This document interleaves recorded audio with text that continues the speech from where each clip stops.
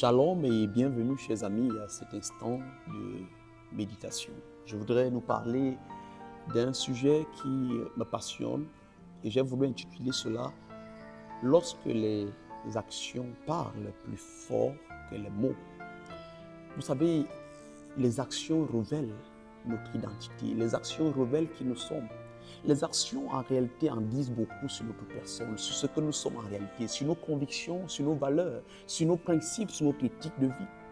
Et la Bible nous parle, et je voudrais justement que nous puissions y revenir là-dessus, de la vie de Dorcas. Dorcas était une juive, elle était d'origine grecque, Tabitha, qui signifie gazelle. Et elle va devenir chrétienne, mais surtout, elle va devenir un disciple de Jésus-Christ. La Bible révèle qu'elle va dédier sa vie aux bonnes actions. Elle va dédier sa vie à la charité. Oui, chers amis, et ses actions parlaient de manière puissante que toute forme de parole, que tous les mots qui pouvaient sortir, voyez-vous, de sa bouche. Et c'est quelque chose qui nous permet aujourd'hui de comprendre que les gens remarquent nos actions. Parce que nos actions révèlent, nos actions disent, nos actions crient, nos actions parlent aux gens et beaucoup plus que les mots.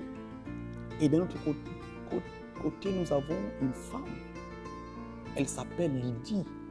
Et Lydie est une femme riche, probablement une grecque, qui a vécu dans une colonie romaine. Et elle était une fabricante et une marchande de teinture pourpre à Thyatire. Et la Bible nous permet de comprendre que c'était une femme qui vénérait Dieu. Et après avoir entendu parler de Paul et du message que Paul prêchait, elle va devenir une disciple. Elle va devenir disciple justement du Sauveur.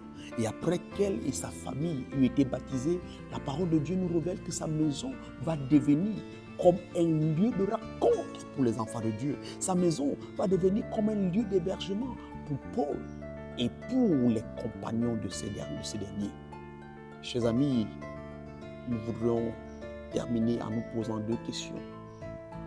Est-ce qu'aujourd'hui, dans la vie de ces deux femmes, est-ce que nous ne comprenons pas que Dieu a besoin que nous soyons aussi des Dorcas par nos bonnes œuvres et des Lydie par notre hospitalité?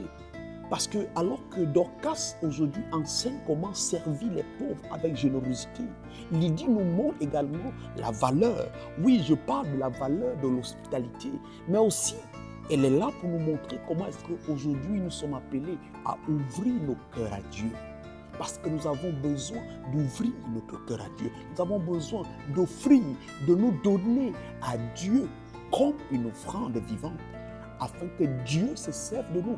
Parce que Dieu a besoin que nous puissions aujourd'hui poser des actions telles que celles que Dorcas, Tabitha a posées. Nous avons aujourd'hui de poser dans notre vie, dans notre entourage, dans nos familles, dans notre lieu de service, autour de nous, dans notre voisinage, des actions telles que celles que Lydie a posées. Puisque le Seigneur, chers amis, nous bénir et nous donner la force de pouvoir être de ces personnes qui servent les autres avec générosité, mais aussi qui, par la valeur de l'hospitalité, démontrent leur véritable identité, mais surtout ouvrent le cœur afin que Dieu les utilise d'une manière puissante pour sa gloire. Que Dieu nous bénisse et à bientôt. Shalom.